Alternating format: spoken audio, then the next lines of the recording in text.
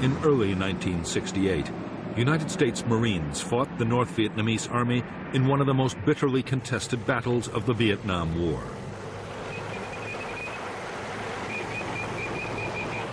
For 77 days, 20,000 NVA troops laid siege to the Marine combat base at Khe Sanh. At stake was the control of the gateway to South Vietnam.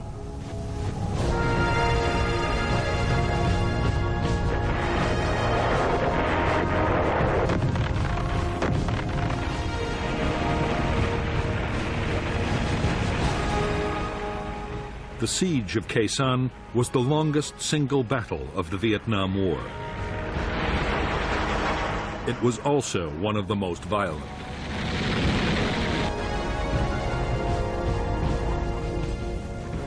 There were savage artillery duels, mass infantry assaults, and fierce hand-to-hand combat.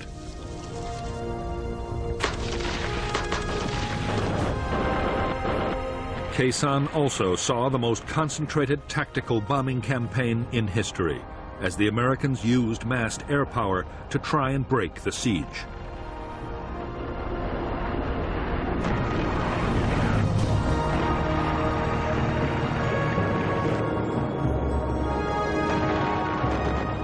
The North Vietnamese meant their attack on Khe Sanh to deliver an historic victory that would destroy the will of the United States to carry on the war.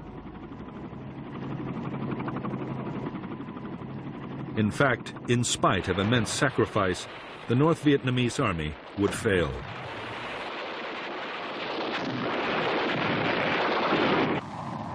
After Khe Sanh, the NVA would never again take on the Americans in a set-piece battle.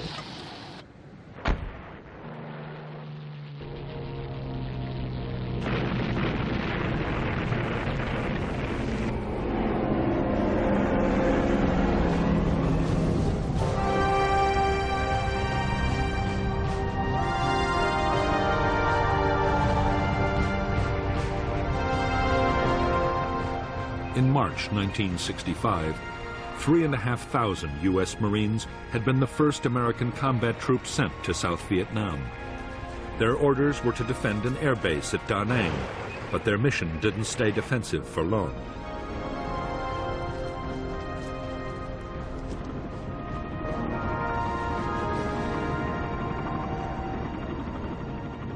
In spite of years of U.S. backing, South Vietnam was close to losing its war against communist Viet Cong guerrillas. By July 1965, Washington had decided to commit 200,000 U.S. troops to the fight, and the Marines had gone on the offensive.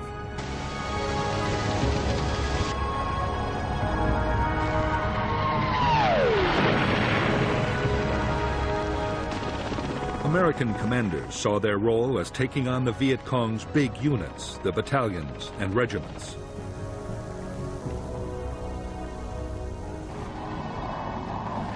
The units were well trained and had been armed with modern weapons by North Vietnam. Increasingly, the NLF's war was controlled from the north, and North Vietnam had already begun to send its own troops to fight alongside the guerrillas.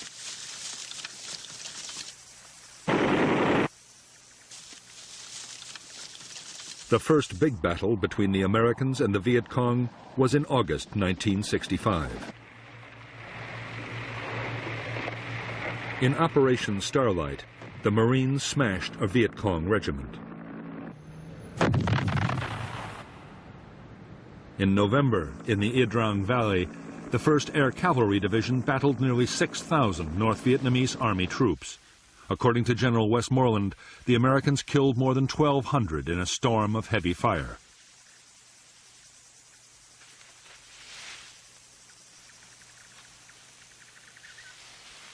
American commanders were buoyed up by their apparent success on the battlefield.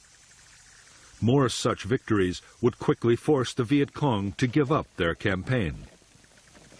The optimism did not last long.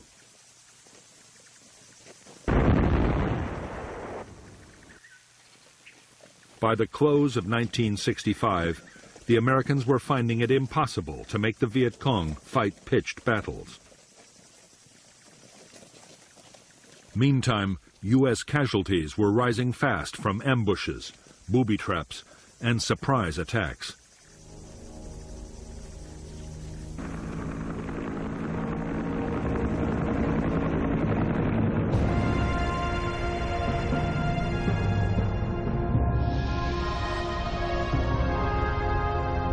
By the start of 1966, Military Assistance Command, known as MACV, the main American headquarters in South Vietnam, deployed 184,000 U.S. troops.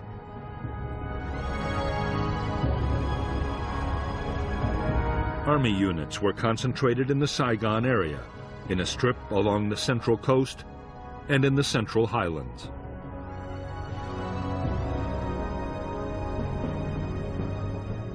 The Marines of the 3rd Marine Amphibious Force were further north, in the area known as I Corps. I Corps bordered the Demilitarized Zone, separating North and South Vietnam.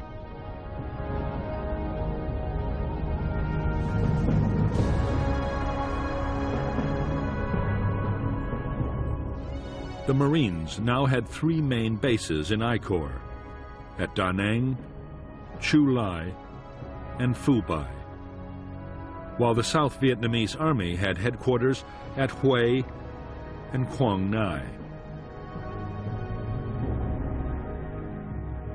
The threat came from NLF battalions in the countryside and the border areas, the North Vietnamese Army on the Demilitarized Zone, and from tens of thousands of local NLF inside the heavily populated coastal belt.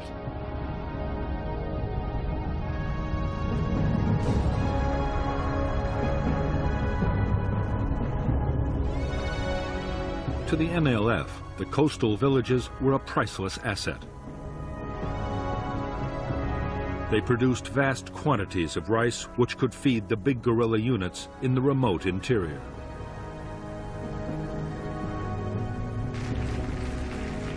They also produced large numbers of recruits.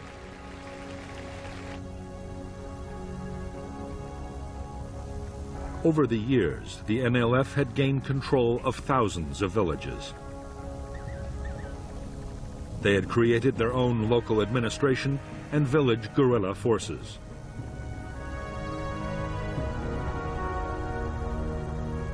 The villages also played host to the big units as they passed through on operations.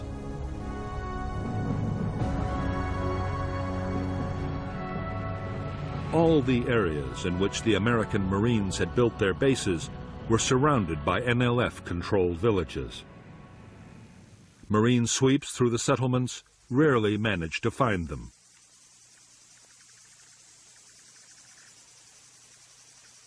Viet Cong tactics were to pull out the main guerrilla forces and officials, leaving only snipers and booby traps behind.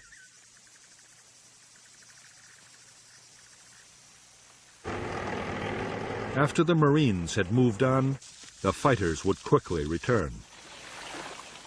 For the Americans, it was deeply frustrating.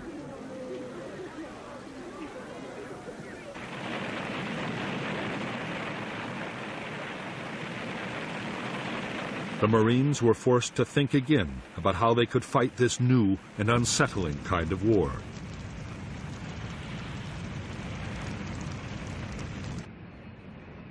The answer the Marines came up with was a pacification program. The idea was to fight the NLF for control of the villages and to do it around the clock.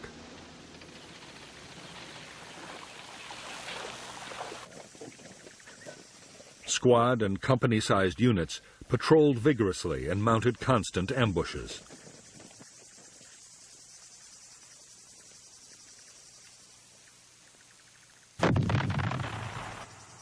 The rice harvest was protected to keep it out of Viet Cong hands. In areas that stayed hostile, whole villages were moved by force to districts already pacified.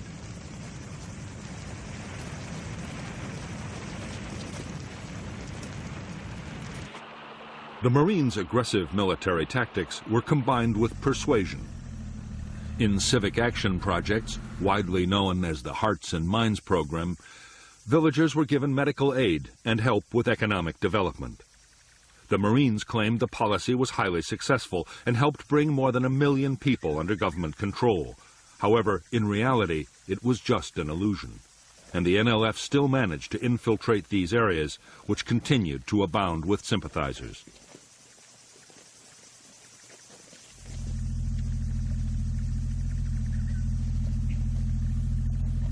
The change came in mid-1966. General Westmoreland, the commander of U.S. forces in South Vietnam, had never agreed with the Marines' methods. He believed that controlling villages was a waste of highly trained and heavily armed troops.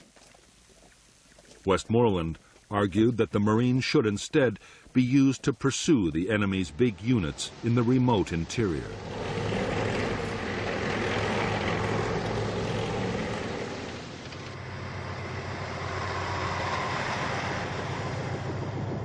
In fact, events would soon force the Marines to reduce their whole pacification effort. Civil unrest erupted between South Vietnamese factions right across the country.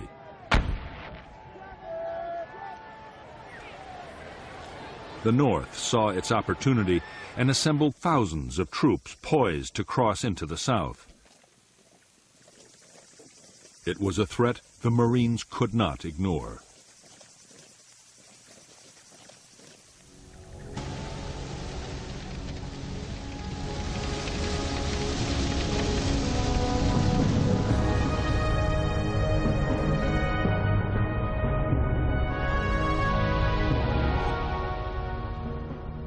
The North Vietnamese Army's 324B Division crossed the Demilitarized Zone in late May 1966 and encountered a Marine battalion.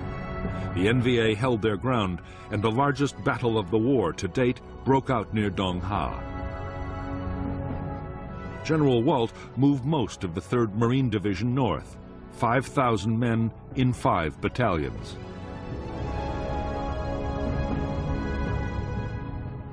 In Operation Hastings, the Marines, backed by South Vietnamese Army troops, the heavy guns of U.S. warships, and the Marines' own artillery and air power, drove the NVA back over the Demilitarized Zone in just over 3 weeks.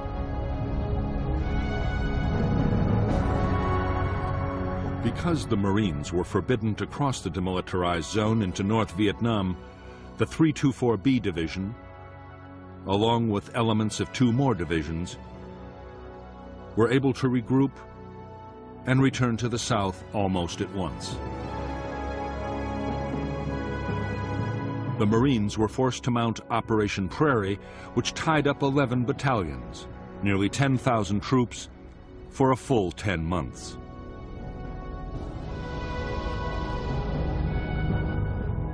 To support the operations, they and Special Forces units built a string of combat bases stretching from Jiolin in the east to Khe Sanh in the west.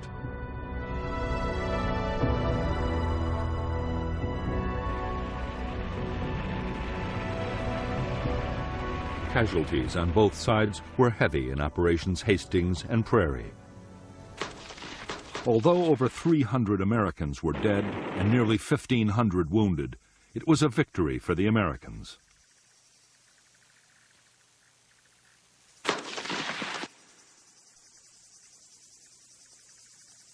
However, the NVA divisions had not been beaten. They simply slipped back across the Demilitarized Zone from where they could return at any time.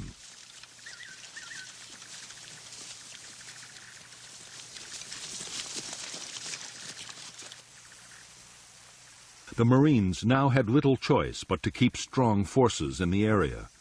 As the Americans had expected, in the first months of 1967, North Vietnamese Army units once more began infiltrating into the south.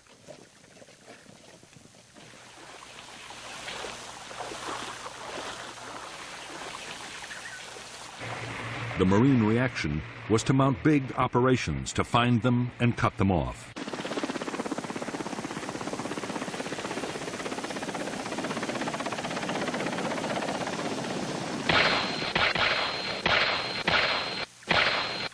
Both sides were determined to control the hilltops dominating the valley trails. The bloodiest battles of all were those fought for the hills surrounding the Marine combat base at Khe Sanh. These were 881 North and South and Hill 861, thus named for their height in feet.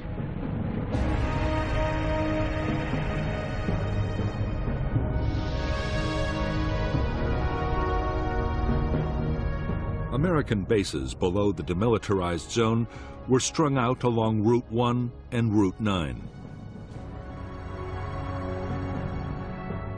The command center was Dong Ha, while Camp Carroll and the Rock Pile were artillery bases with long-range heavy guns. On the western end of Route 9, Long Vei, a special forces camp, and the Marine base at Khe Sanh were particularly important. They dominated North Vietnamese infiltration routes into the south from the Demilitarized Zone and from Laos.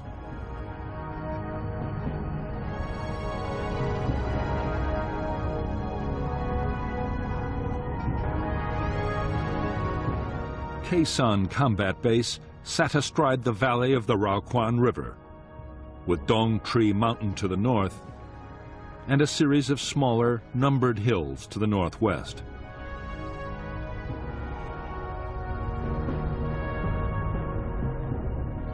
In April 1967, elements of the NVA 325C Division moved onto Hills 881 North and South and Hill 861 and stormed a signal relay station atop Hill 950. They built fortifications and placed artillery to support the main effort. An infantry assault by all three of the division's regiments, more than 5,000 men.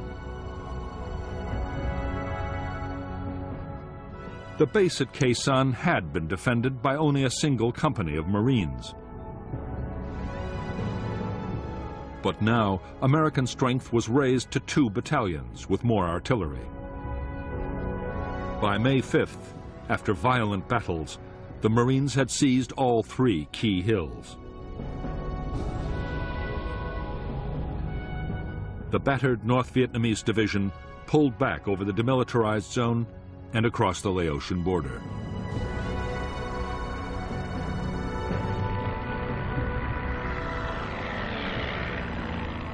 After the hill fights at Khe Sanh, the war on the Demilitarized Zone shifted to the eastern sector.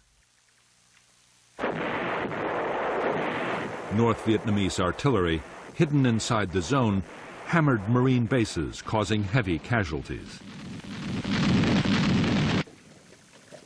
30,000 NVA troops tried to infiltrate past the American outposts.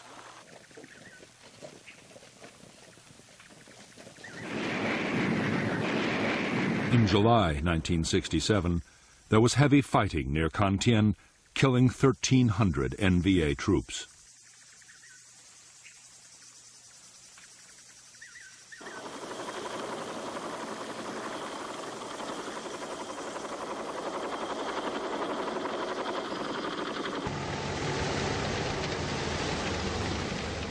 During the last months of 1967, the Marines launched one operation after another to try and intercept infiltrating NVA forces.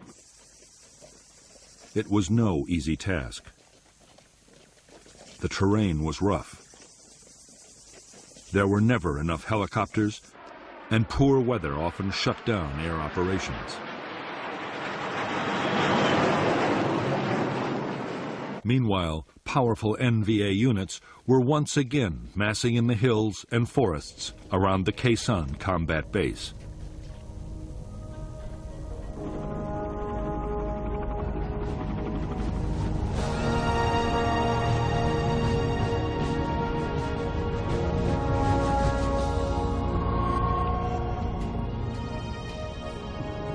Since the start of the conflict, North Vietnamese leaders had been arguing bitterly about how best to win the war in the south. The president, Ho Chi Minh, was by now aging and in poor health, but he still had enormous influence.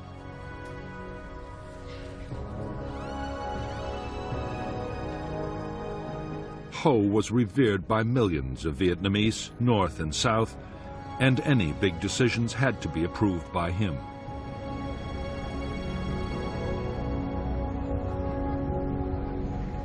For the last 2 years, Ho had supported a cautious approach to fighting the war. But in mid-1967, he backed a new strategy pushed by powerful figures within the Politburo, including Li Duan, the General Secretary of the Communist Party.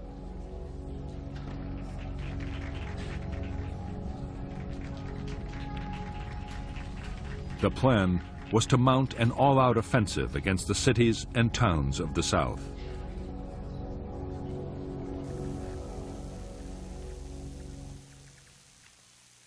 The NLF guerrillas inside South Vietnam would launch most of the attacks. But General Giap, North Vietnam's defense minister, planned to add a distinctive touch of his own.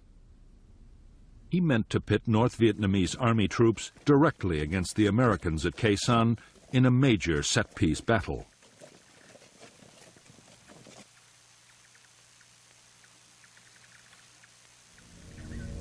He would even direct the attacking forces himself.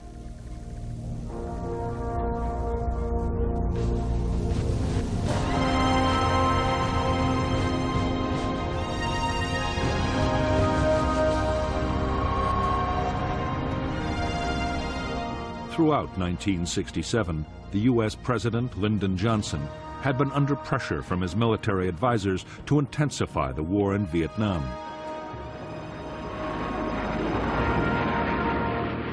The Joint Chiefs of Staff wanted the president to ease the many restrictions on the bombing campaign against the North. They also wanted ground attacks against enemy sanctuaries in Laos and Cambodia, perhaps even into North Vietnam itself.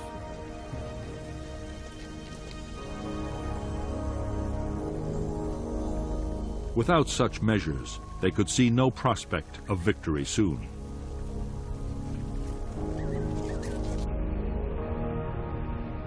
President Johnson's fear was that expanding the ground campaign might draw China or the Soviet Union into the war. He also faced problems at home. The anti-war movement was already growing, and a wider conflict might turn the American people completely against the whole effort.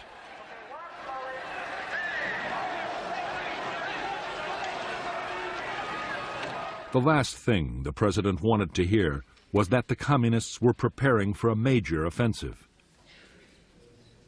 But General Westmoreland, the commander of U.S. forces in Vietnam, was warning that a large-scale attack might be on the way.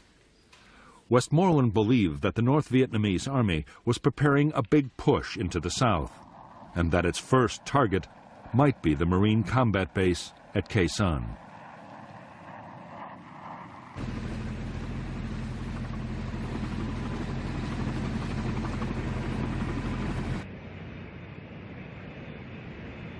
Although the president and his advisors were deeply worried by the news, Westmoreland himself was optimistic. He believed he had the forces to deal with any threat, and a massive enemy offensive might be the opportunity he'd been waiting for.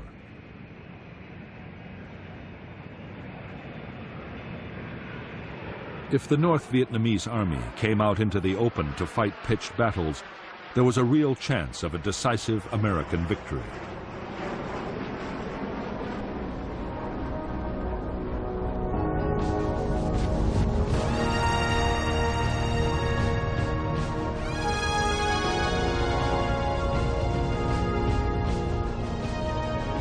For the North Vietnamese army and its commander, General Giap, attacking the Americans at Khe Sanh promised a whole series of benefits. The buildup would draw American attention away from the southern cities, the main targets of the Tet Offensive. A successful attack would also open a clear route into South Vietnam.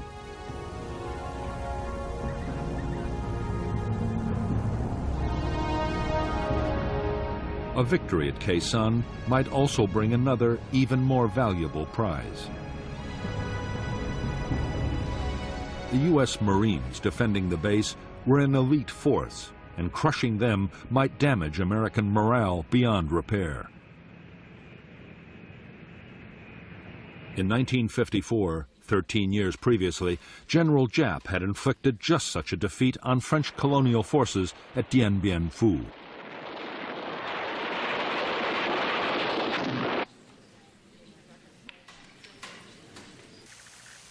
In selecting Khe Sanh as the site for a set-piece battle with the Americans, General Giap had chosen carefully. The jungle-covered hills and low cloud combined with heavy fog would work against American air power.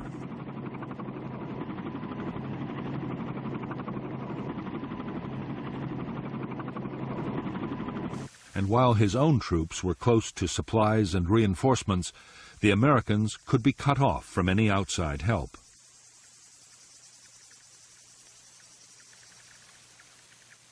The weakened garrison would then be overrun.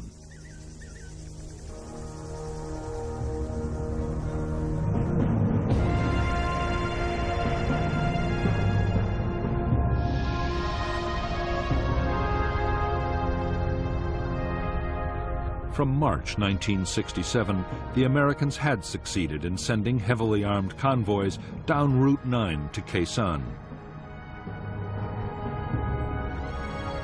However, in July, an attempt to get long-range artillery to the combat base was blocked by North Vietnamese ambushes.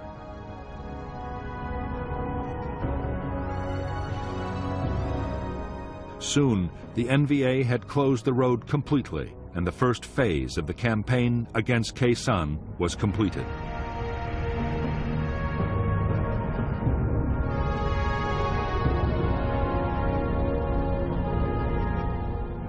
The next stage in the North Vietnamese plan was to deploy infantry north and west of Khe Sanh. The units to the north would capture the hills overlooking the base and place artillery to bombard the Americans and destroy their airfield.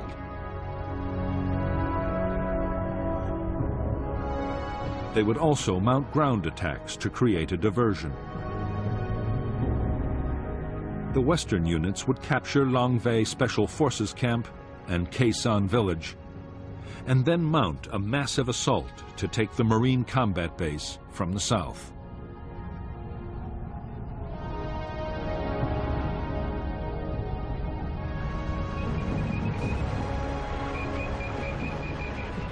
A vital ingredient of General Giap's plan was to soften up Khe Sanh and its surrounding hill outposts with massive artillery bombardments. It was vital to prevent American aircraft from finding and destroying the guns, mortars, and rocket batteries before the attack.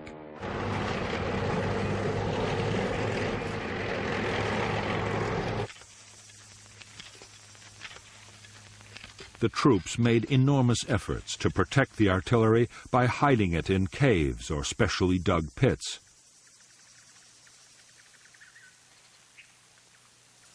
They sighted huge numbers of anti-aircraft guns to drive away inquisitive reconnaissance planes, while everything was hidden by elaborate camouflage.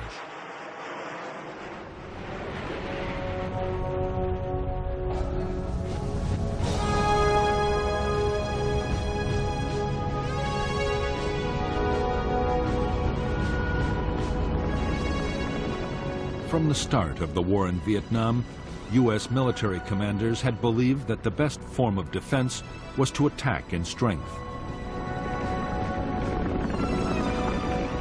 When reconnaissance detected a large enemy force, U.S. troops would be helicoptered in to surround and destroy it.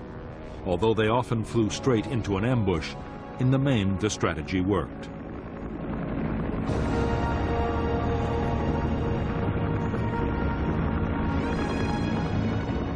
The problem with the American tactics was that they needed ever-increasing numbers of troops and helicopters.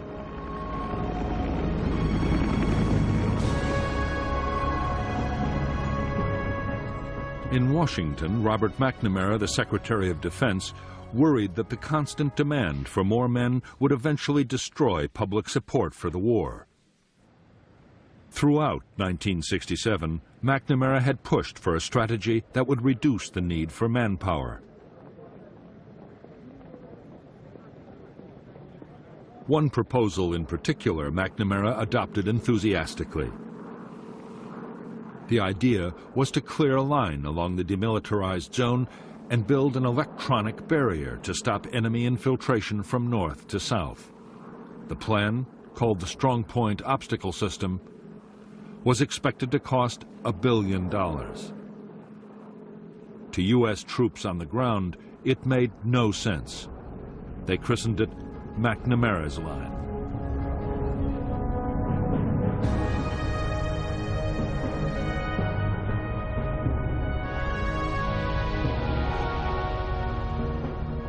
Because the eastern part of the Demilitarized Zone was flat ground, the area was given the first priority for defense. The plan was for 9 strong points, including Con Thien and Jialin, linked by fencing, minefields, and electronic detectors. West to Khe Sanh, U.S. bases would act as anchors for short strips of line, blocking all the likely approaches. Artillery would cover the whole area.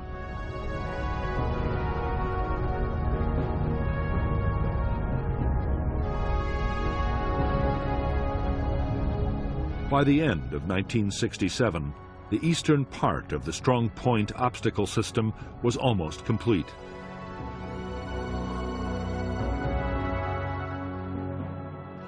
American planners hoped the new defense would at least channel the North Vietnamese into the more difficult hilly terrain guarded by the rock pile and Khe Sanh. In the future, when those bases too were part of the system, military commanders saw them playing a particularly important role.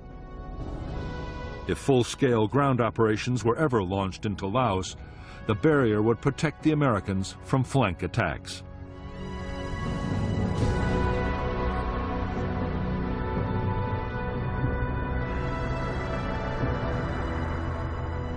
The Strong Point Obstacle System was deeply unwelcome to U.S. commanders in the area. Building just the eastern part imposed a heavy burden on the Marines. The line was soaking up vast amounts of material and manpower, restricting offensive operations.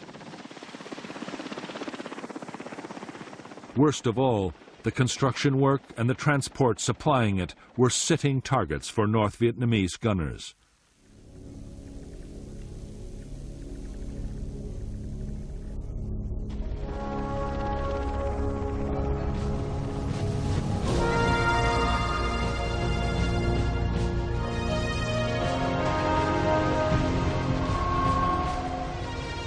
Altogether, the North Vietnamese army numbered just under 470,000 troops in 12 divisions and 100 independent regiments.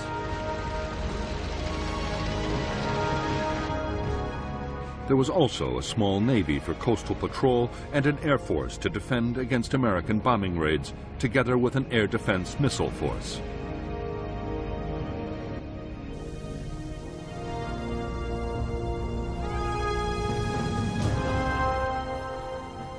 China had also committed 50,000 advisors and engineers to repair damage done by American bombing and so free North Vietnamese troops for combat operations.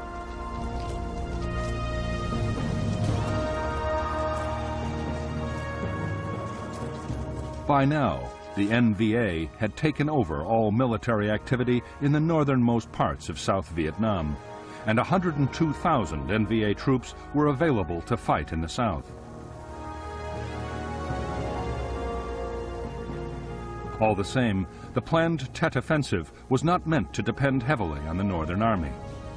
The southern guerrillas, the Viet Cong, would do most of the fighting, and just over a quarter of NVA units in the south were to be committed to Tet. The rest would either be held back as a reserve or thrown into the battle against the Americans at Khe Sanh.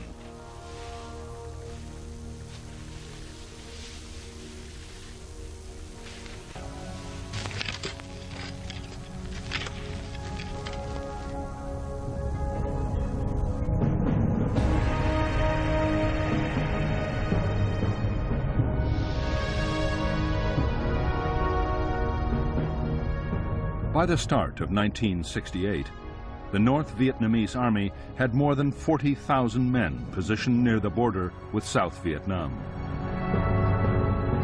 One division was to launch attacks down the east coast to take Da Nang and other important centers. 4 divisions and 2 regiments were massed for the assault on Khe Sanh and for follow-up operations to seize the northern provinces.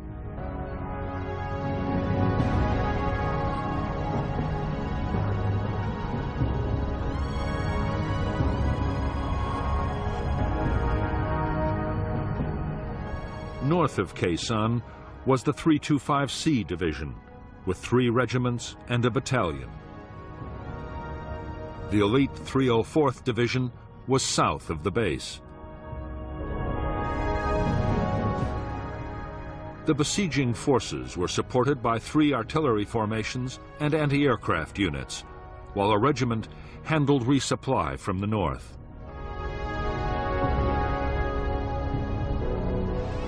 Further east, another division was placed to threaten the American artillery base at the rock pile, to keep Route 9 cut, and to act as reinforcements.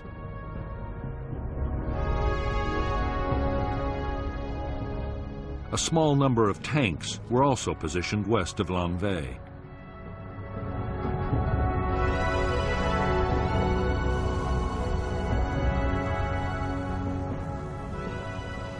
If the battle for Khe Sanh was to end in victory, General Giap and his planners knew that an uninterrupted flow of supplies would be the key.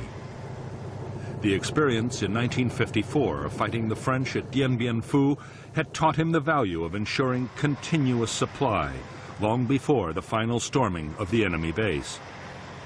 He was determined to repeat his achievement at Khe Sanh.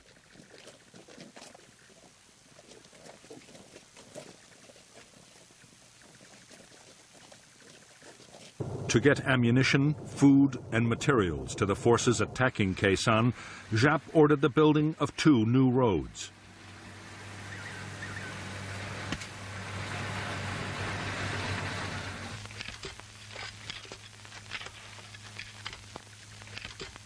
They were soon detected by the Americans, who named them the Santa Fe Trail. U.S. fighter bombers made furious attacks, but the roads were impossible to destroy or even damage seriously.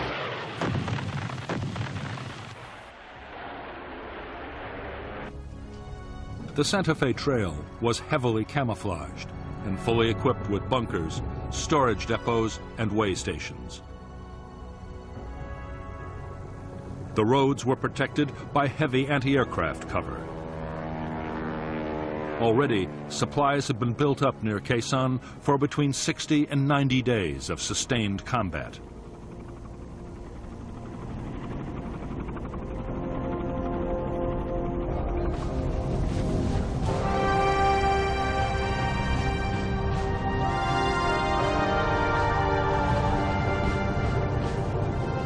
For more than a decade, the North Vietnamese Army had been getting military equipment from China and the Soviet Union.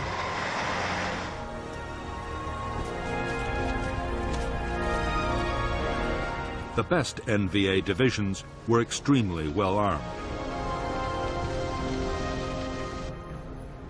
The rugged and effective AK-47 assault rifle was perfect for the harsh battlefield conditions of Vietnam.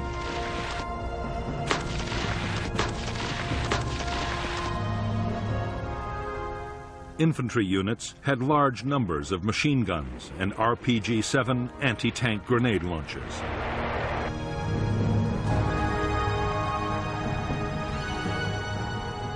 The main defense against American air power for the troops around Khe Sanh was the Soviet K-38 heavy machine gun.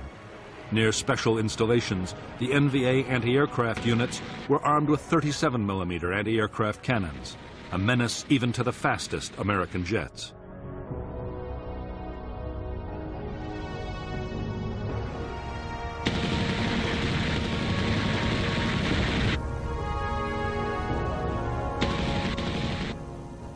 The heavy artillery which NVA gunners would use to try and overwhelm the defenses of the Khe Sanh base was also Soviet and Chinese. The 130mm field gun had a range of 19 miles, further than any comparable American gun. U.S. troops rated it the best all-round artillery piece on the Vietnam battlefield.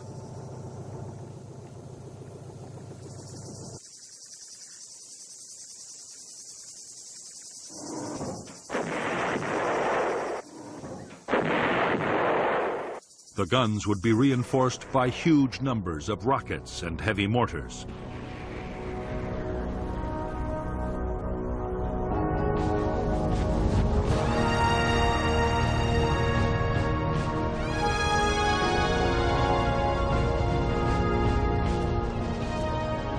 The troops of the North Vietnamese army were recognized even by their American enemies as first-class soldiers. They were extremely well-trained and disciplined.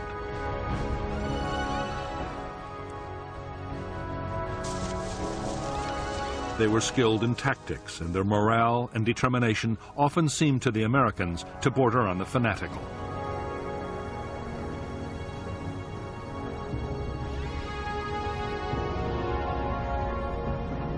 In fact, during 1967, as losses soared, North Vietnamese army morale had slumped badly. Desertion threatened to become a real problem. The grueling trek from home bases to distant Khe Sanh had also taken its toll.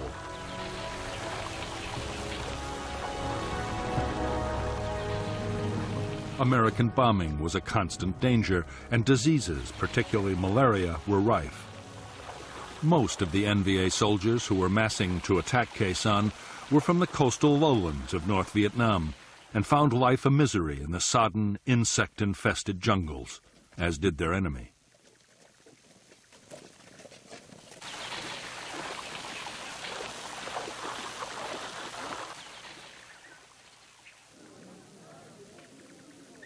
In preparation for the Khe Sanh battle, NVA commanders went to enormous lengths to restore their troops' morale.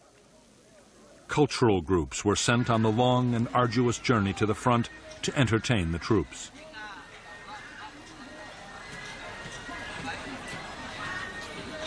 The message was simple and was reinforced at every opportunity by political officers.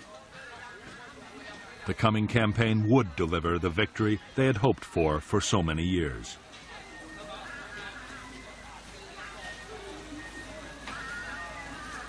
The propaganda effort worked well. In the final weeks before the offensive, desertions from the North Vietnamese army fell dramatically.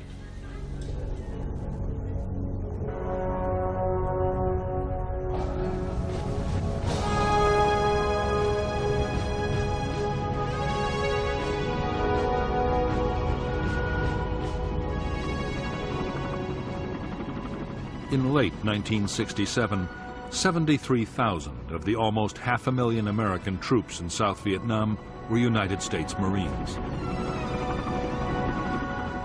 They were under the command of the U.S. Navy Pacific Fleet Headquarters in Honolulu, but operational control was with General Westmoreland's Military Assistance Command in Saigon.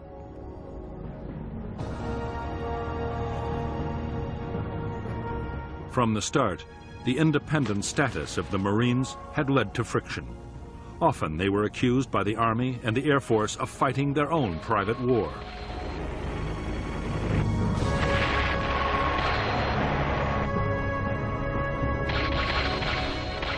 Since Lieutenant General Robert Cushman had taken over as Marine Commander in June 1967, he and Westmoreland had argued continuously over how the Marines should best be used. The latest issue was the McNamara Line.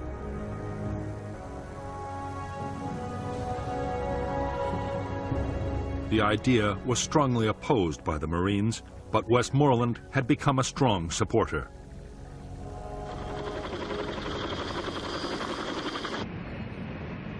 There was also a major disagreement brewing over who should control Marine air power. On the eve of a major battle, inter-service rivalry was threatening to grow into a serious problem.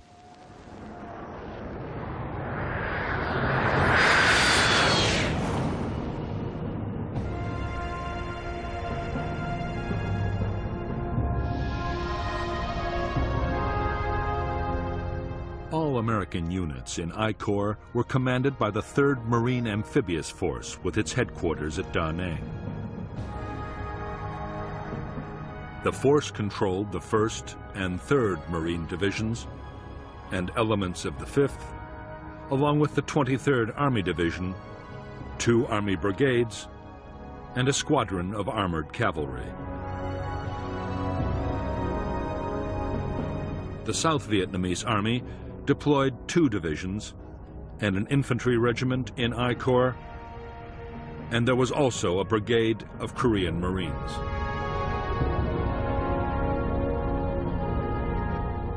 Air support for operations in I Corps was provided by a U.S. Air Force Tactical Fighter Wing, the 1st Marine Air Wing, and a South Vietnamese Air Force Squadron. U.S. Navy aircraft were stationed on the carriers of Task Force 77, while 3 wings of B-52 bombers were also on call from Thailand and Guam in the Pacific Ocean. Air supply was carried out by Marine and Air Force transport and helicopter squadrons.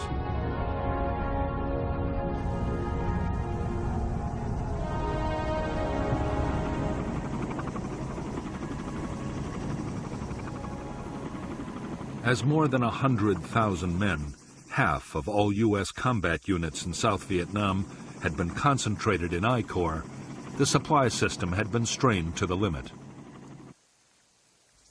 On the DMZ alone, ammunition consumption was running at 25,000 artillery shells a month.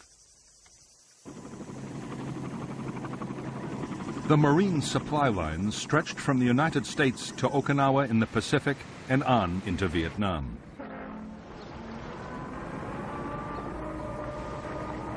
The U.S. forces required 21,000 tons of food, ammunition, fuel, and general supplies daily. As a result, there was a constant stream of ships and air freight into Da Nang.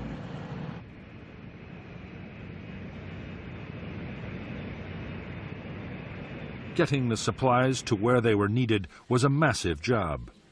Vietnam was the first war to see computers used to control supplies. The requisitioning system handled over 80,000 different items, from boots for the men to spares for helicopters.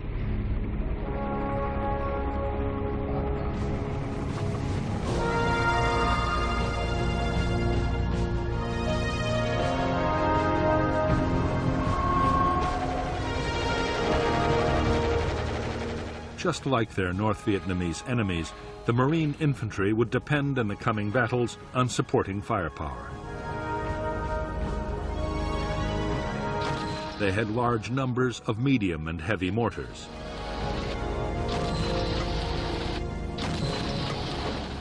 The Marines would also make good use of 106mm recoilless rifles. The M40 had been designed as an anti-tank weapon, but it was also highly effective against bunkers and trenches.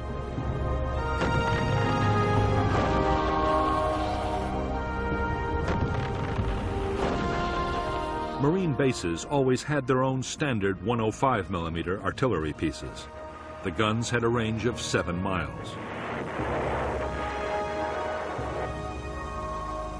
Some bases, including Khe Sanh, also had powerful 155mm howitzers. They could lob a heavy shell over 9 miles at a rate of 4 rounds a minute.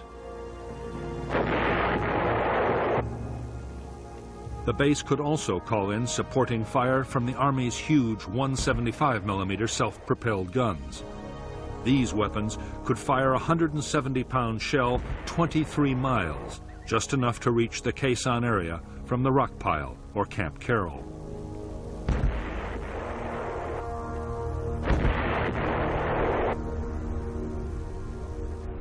Support from aircraft was much less reliable than artillery. Air operations could be shut down completely by bad weather. But in the right conditions, fighter bombers could bring devastating firepower to the battlefield.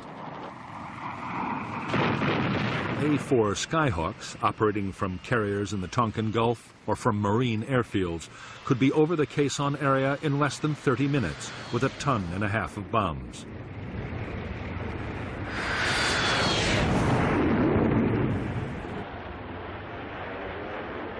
Navy, Marine, and Air Force Phantoms were also on call.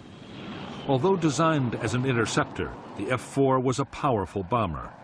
It could carry 18 750-pound bombs or 11 canisters of the devastating flammable gel, napalm.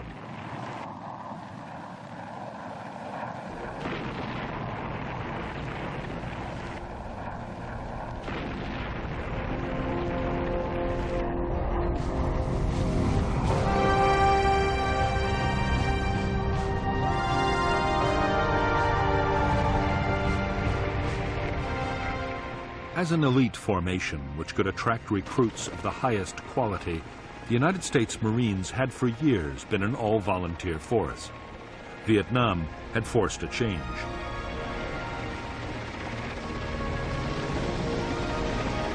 Restricting tours of duty to 13 months and the steady accumulation of casualties meant the Marine Corps had to take in draftees. Around 20,000 men had been drafted in by the end of 1967.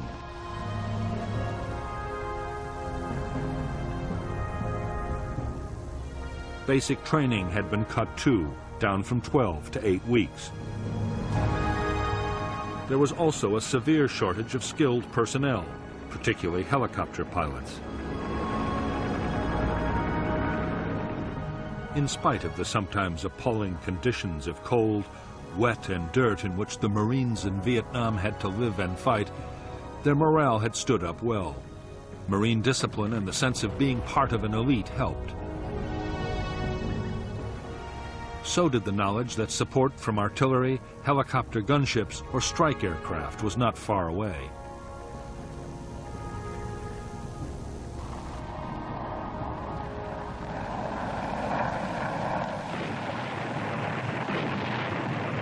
But nothing helped the morale of the men as much as the superb medical evacuation and treatment system. After emergency treatment by a medic on the spot, a wounded man could expect to be picked up by medevac helicopter in less than half an hour.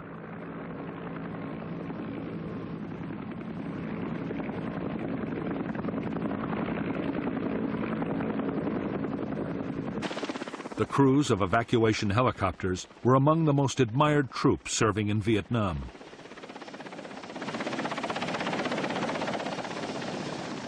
The pilots would go to extraordinary lengths to get wounded men away, even under heavy fire.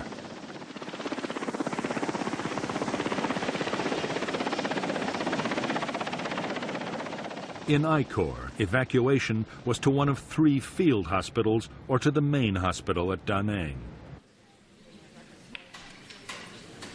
There were also 2 fully equipped Navy hospital ships, each with more than 500 beds.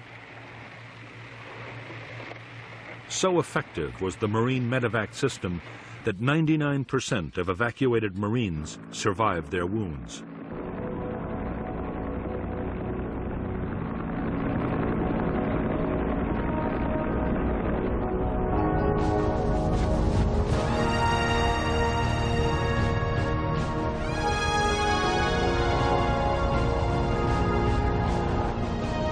As evidence had mounted that the North Vietnamese were going to attack Khe Sanh, the Americans took a quick decision to reinforce the base. By the close of 1967, the 3rd Battalion of the 26th Marines had arrived to boost the garrison.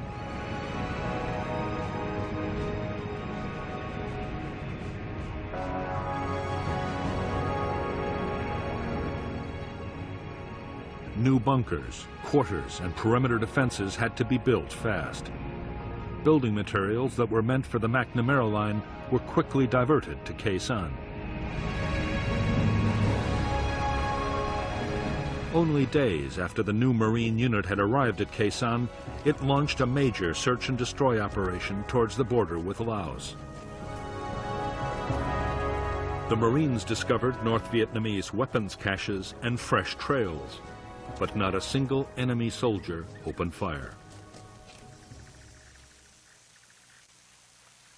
Unknown to the Americans, the 30,000 NVA troops all around were under strict orders to avoid all contact.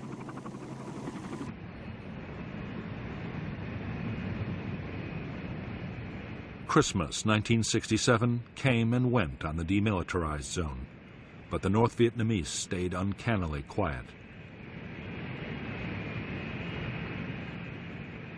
However, there were signs of intense NVA reconnaissance around Khe Sanh. Most Marines now believed the question was not whether the North Vietnamese meant to storm Khe Sanh, but when.